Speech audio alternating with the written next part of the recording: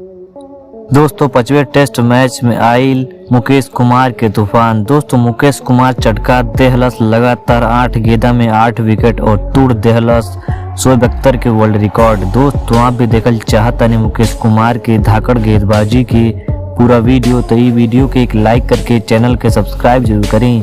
दोस्तों जैसन कि आप सभी लोगों के पता बा, भारत और इंग्लैंड के बीच में 5 टेस्ट मैचन के सीरीज के आगाज हो चुकल बा, जेकर 4 मुकाबला खेलल जा चुकल बा और अब 5वां टेस्ट मुकाबला 7 मार्च के सुबह 9:30 बजे से खेलल जाई। लेकिन 5वां टेस्ट मैच शुरू होने से पहले हमनी के मैच प्रैक्टिस के दौरान मैदान पर तूफान देखे के मिलल मुकेश कुमार के। दोस्तों मुकेश कुमार मैच प्रैक्टिस के दौरान अपन गेंदबाजी से कोहराम मचा देहलस और चटका देहलस लगातार 8 गेंदा में 8 विकेट। दोस्तों 4 विकेट अपने तीसरे ओवर में लेहलस मुकेश कुमार और बाकी 4 विकेट अपने स्पेल के 5वें ओवर में लेहलस। कुल मिलाकर चटका देहलस लगातार 8 गेंदा में 8 विकेट और तोड़ देहलस शोएब अख्तर के वर्ल्ड रिकॉर्ड। दोस्तों आपके कैसन लगल मुकेश कुमार की गेंदबाजी? आप अपन राय नीचे कमेंट सेक्शन में कमेंट करके जरूर दीजिए।